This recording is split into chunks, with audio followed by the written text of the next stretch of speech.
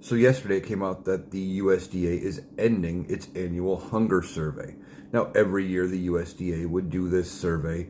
They would try to ask questions and try to figure out where people are suffering from food insecurity, etc., and how bad things are in the country.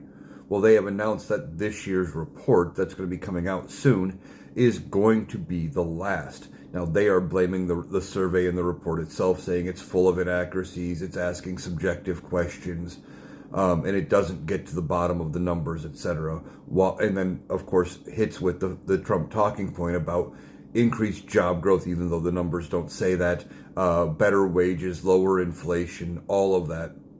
Sounding like a Trump talking point about how good the economy is doing under Donald Trump. So they are going to end this hunger survey. Well, gee, that sounds familiar. Donald Trump gets job numbers he doesn't like. He fires the head of the Bureau of Labor and Statistics.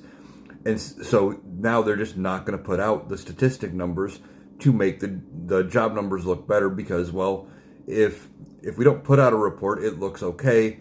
You know, you don't know how bad things really are. Now they're saying, well, we're not going to tell you how bad it is for people to get access to food and who is food insecure.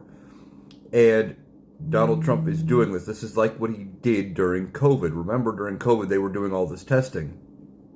And he said about the COVID testing, well, if we don't do as much testing, we won't have as many cases and the numbers will go down.